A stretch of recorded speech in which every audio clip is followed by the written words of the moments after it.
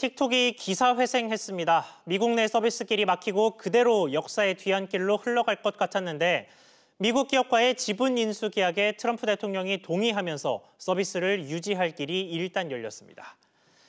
문제는 이게 끝이 아닌 시작일 수도 있다는 점이겠죠. 종잡을 수 없는 트럼프 대통령, 또 감추고 있는 게 훨씬 많아 보이는 중국 등 양국 모두 앞으로 움직임을 예측하기가 쉽지 않습니다. 오늘은 미중 갈등을 둘러싼 가장 최근의 이슈와 흐름, 그리고 앞으로 전망까지 전문가와 함께 이야기 나눠보겠습니다. 양준석 가톨릭대학교 경제학과 교수 나왔습니다. 교수님 안녕하십니까? 안녕하세요. 네, 일단 원래대로라면 미국의 현지 시간 20일, 우리 시간으로는 뭐 지금쯤이 됐을 텐데 틱톡과 위챗 다운로드의 금지가 시작되는 시간이었을 겁니다. 그런데 어제 주말 트럼프 대통령이 틱톡과 오라클의 합의안을 승인을 했죠. 그러면서 일단 틱톡의 다운로드 금지가 일주일 연기가 됐는데 뭐 구체적으로 어떤 일이 있었는지부터 좀 설명해 주시죠. 예, 먼저 그 위챗을 먼저 얘기한다면 위챗은 완전히 오늘서부터 금지되게 돼 있었거든요. 신호를 완전히 그 인터넷에 차단시키게 돼 있었는데 그런데 사법부 미국 그 법정에서 이러한 차단은 미국 헌법의 제1개정문 그러니까 표현의 자유를 어긴다고 해가지고선 그 트럼프 행정부가 지금 차단을 못하게 가처분 신청을 받아들였습니다. 예. 그래가지고선 지금 위챗은 정상적으로 운영되고 있고요. 그 다음에 틱톡은 일단은 원칙적으로는 승인한 그 오라클하고 그 바이트댄스의 그 딜을 승인한다고 얘기했기 때문에 그렇기 때문에 일단은 다운로드 금지는 일주일 연기시키고 9월 27일까지, 예. 그 다음에 11월 12일까지 한번 지켜보고 지금 현재 그 마지막 그 디테일들을 내고하고 있는데 그 내고의 결과에 따라서 뭐 틱톡의 그 운영을 허용할 수도 있다. 하여튼 이 딜은 원칙적으로 승인한다. 그런 얘기를 했기 때문에 지금 일단은 좀 어느 정도 그 위챗이나 그 틱톡이 운영될 수 있을 것 같고요.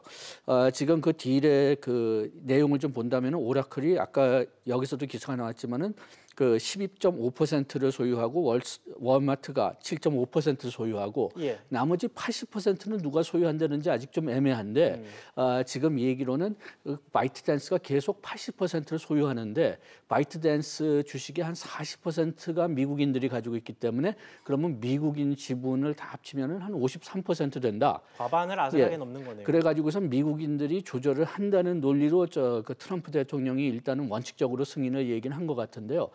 이게 좀 말이 좀 이상한 이유가 그렇다고 해도 80%가 바이트댄스가 소유하니까 그러니까 바이트댄스가 그래도 운영권을 그 경영권을 가지고 있는 셈이 되거든요. 그러니까 의결권을 바이트댄스가 여전히 가지고 있는 셈인 거네요. 그래서 이게 조금 좀 어떻게 될지 또 이렇게 비난이 많이 나오면 또 트럼프 대통령이 또 마음을 또 바꿀지는 모르겠지만 하여튼 지금 일단 나오는 디테일들은 그렇게 돼 있고요.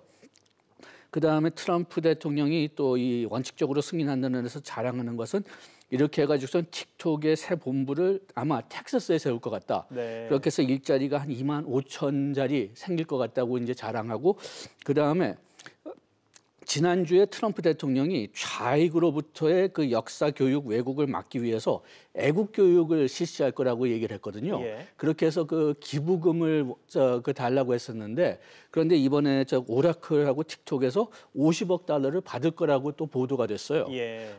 그런데 또 오늘 아침 보도를 보니까 뭐 오라클이 50억 달러를 기부하겠다 그런 얘기가 있었지만은 바이트댄스도 또 이걸 하나도 몰랐다고 하네요. 그래서 지금 이게 딜의 그 세부적인 조건이 어떻게 될지는 아직 좀 모르는 상태고 그 다음에 이런 기부금도 합법적인지가 조금 좀 애매한 면이 좀 있습니다.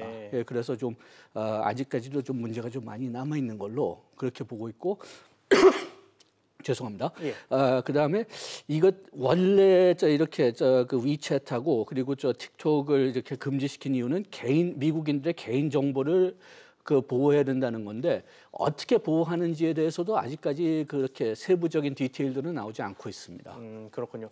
그러면 이번 딜이 진행이 되면서 트럼프 대통령 입장에서는 일자리도 없고 뭐 아직 뭐 합법 위반 여부가 좀 있기는 합니다만 그 기부금도 얻을 수 있게 됐고 해서 트럼프 대통령이 좀 승리했다라고 평가할 수 있는 딜이 된 걸까요? 어떻게 보십니까? 승리했다기보다는 좀 그 아까 얘기했지만 바이트댄스가 계속 경영권을 가질 가능성이 크기 때문에 예. 그렇기 때문에 뭐 그러니까 완전히 트럼프 대통령이 뭐 자기가 이겼다고 자랑할 수 있을지 뭐 자랑은 하겠죠. 그렇지만 실질적으로 자랑할 수 있을지는 조금 애매하긴 하지만은 그래도 지금 이 틱톡을 금지하면서 젊은 층이 상당히 많이 좀 그 트럼프 대통령을 비난했었거든요. 예.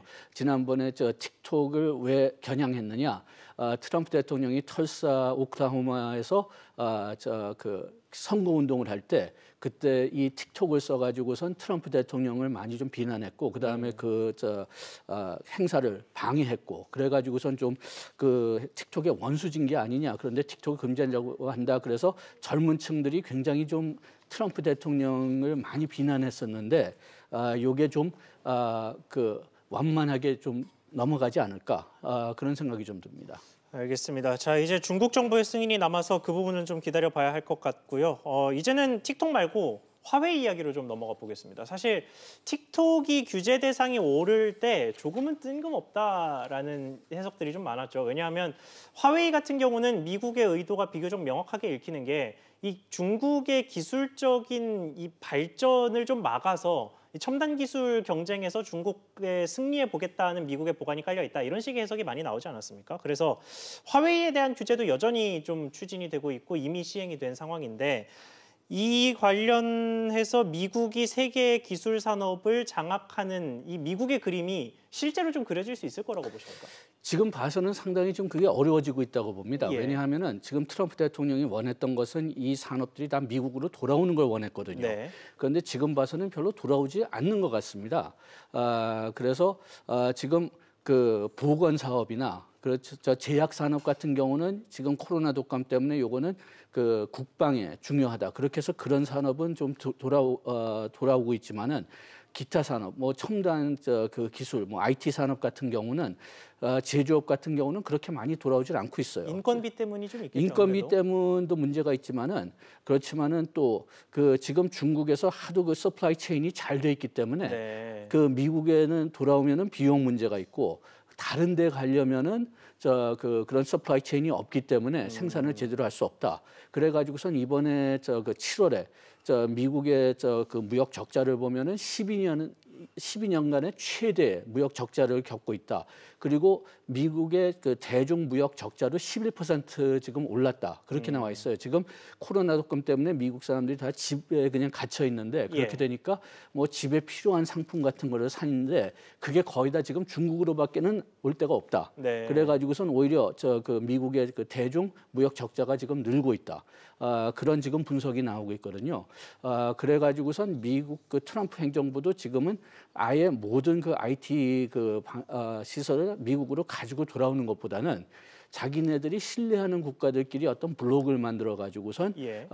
거기에 따라서 서플라이 체인을 만드는 그런 전략을 생각하고 있는 것 같아요. 예를 들어서 우리나라 그 메모리 반도체 같은 경우는 미국에 그렇게 하고 싶은 회사들이 별로 없는 것 같습니다. 네.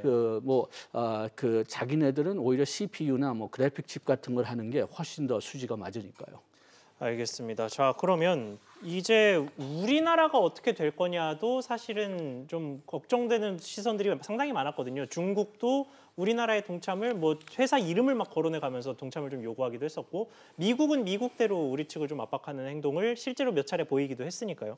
그래서 이게 대선 전까지 계속해서 이런 것들에서 양국의 압박이 동시에 올 거고 또 강도도 점점 강해질 건데 우리나라가 어떻게 해야 되느냐라는 식의 우려들이 좀 나왔거든요. 이 부분에 대해서는 생각이 좀 어떠십니까? 지금 미국의 대선이 한 2달밖에 안 남았다는 것을 좀 기억해야 될 것 같아요. 예. 지금 중국 내에 미국에서 중국에 대하는 그 어떤 그 세력들을 본다면 크게 네 가지 세력이 있다고 보는데 하나는 강경파입니다. 그러니까 예. 소위 그 이론에 따라 가지고선 중국을 완전히 길을 죽여야 된다는 그런 아주 강매파들이 있고 네. 그 다음에 두 번째 파 이게 바이든이 여기에 들어가는데 그냥 그 중국이 인권이나 뭐 어떤 경제에 대해서 어떤 국제적인 규칙을 지켜야 된다. 그러니까 매파는 매파지만 아주 강력한 매파는 아니죠. 반대로 말하면 예. 규칙을 지킨다면 용인할 수 예, 있다라는 그렇죠. 거니까요. 그래서 그 다음에 세 번째는 중국이 아무래도 이제는 가장 그 구매력으로 본다면 가장 큰 경제권이기 때문에 예. 미국 기업이 거기에 참여를 해야 된다. 그렇게 해서 비둘기파가 있고 그다음에 네 번째가 트럼프입니다. 트럼프는 요새 그 분야를 좀 자기 필요성에 따라서 좀 왔다 갔다 하는 것 같은데 그런데 지금 주도권은 지금 아까 강력 매파들이 잡고 있지만은 아마 바이든이 선거된다면은 그러면은 좀 약한 매파로 넘어갈 가능성이 커요. 예. 그렇게 된다면 지금같이 이렇게 아주 심하게 편을 가르라는 건 하지 않을 것 같은데 물론 트럼프가 재선된다면은 강력한 매파가 계속 주도를 잡겠죠. 그러니까 일단은 그 재선까지는 기다려 봐야 될 것 같습니다. 알겠습니다. 버티기에 들어가야 한다라는 식의 말씀이셨는데 자, 이런 가운데 우리 국책연구원에서 보고서가 하나 나온 게 있습니다. 내용을 보니까 이 미중 간의 소위 이제 냉전이라고까지 부르더라고요. 이 냉전의 장기화를 대비해서 미국과 중국 그 어느 쪽의 손도 잡지 않고 뭐 유럽이라든지 아니면 캐나다, 일본 같은 곳들과 협력을 해서 말씀하신 서플라이 체인 같은 것들을 따로 구축하는 데 나설 필요가 있다. 이런 식으로 주장을 하는 국책연구원이 있었습니다. 이 부분은 어떻게 보십니까? 예, 그게 우리가 그런 생각을 벌써 한 3, 40년 했어요. 그러니까 예. 우리가 그 옛날에 미국에 굉장히 우리 경제가 의존할 때 미국 외에 다른 데도 이제 그렇게 관계를 맺어야 된다. 또 중국이 이렇게 우리 경제 비중이 커졌을 때 역시 또 중국 외에 다른 데를 그 개발해야 된다 그런 얘기가 많이 나왔지만은 네. 궁극적으로 실패하는 이유가 뭐냐? 다른 데 진출하기 굉장히 어렵다고 보는 겁니다. 그렇게 해서 그때 뭐 중소기업이나 뭐 대기업마저도 보면은 왜 유럽에 더 진출하지 않느냐? 유럽 그 EU 같은 경우에는 경제 규모가 거의 미국보다 오히려 더 클 때가 있는데 환율에 따라서요. 그런데 왜 EU하고 EU에 진출하지 않느냐 보면은 EU는 각각 국가들마다 규제가 조금씩 다르기 때문에 네. 너무나 적응하기 어렵다. 그런데 미국이나 중국 같은 경우에는 뭐 다 같은 나라니까 그러니까 한 규제만 가지고 아니면 한 법만 가지고 다 할 수 있기 때문에 그런 데가 훨씬 더 편하다. 그런 식으로 자꾸만 우리가 다른 나라에 진출해야 되는 걸 아는데도 불구하고 계속 이 큰 미국하고 중국에 집중하고 있는 거죠.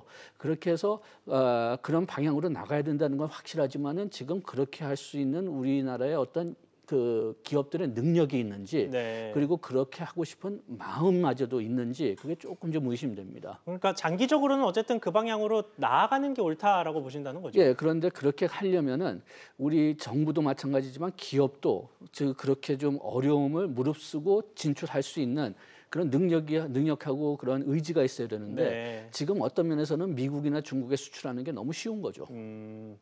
알겠습니다. 좀 장기적인 시각이 필요하지 않을까 싶은 생각도 드는데요. 자, 마지막으로 미국도 그렇고 중국도 그렇고 지금 양국이 무역 분쟁을 벌이면서 촉발되는 추가적인 문제점이 이 두 나라끼리만 싸우면야 그나마 괜찮은데 전 세계를 상대로 해서 보호무역주의가 좀 강화되는 듯한 움직임을 보이고 있다는 거예요. 또 아까 말씀하신 것처럼 미국도 세계에 퍼져 있는 자국 산업들을 최대한 국내로, 미국 내로 끌어오려는 노력을 하고 있는 중이기도 하고요.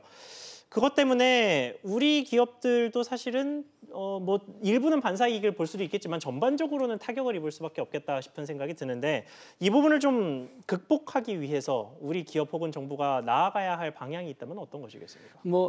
우리가 맨날 얘기하는 게 그러면은 우리나라가 어떤 그 비용면이든지 기술면이든지 그냥 다른 나라에서 구하기 어려운 것들 그런 것들을 많이 가지고 있으면은 우리가 언제든지 그냥 좀 살 수 있다.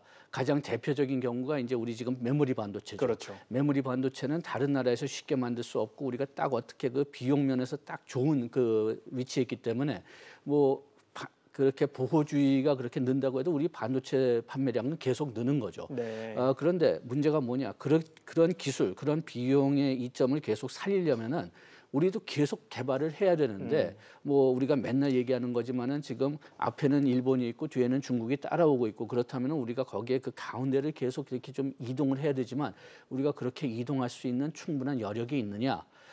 특히 대기업은 좀 그렇게 할 수 있을지 몰라도 중소기업은 또 그렇게 할 수가 있느냐? 그게 지금 계속 문제가 되는 거지만은 하여튼 우리가 살 수 있는 방법은 그런 식으로 그 중국이나 일본이 기술을 계속 발전시키면 우리도 걔네들하고 따라가지고선 그 사이에 기술을 계속 유지시키는 그런 방법밖에 더 없다고 봅니다. 알겠습니다. 오늘 말씀 여기까지 듣겠습니다. 지금까지 양준석 가톨릭대학교 경제학과 교수와 이야기 나눠봤습니다. 교수님 오늘 말씀 감사합니다.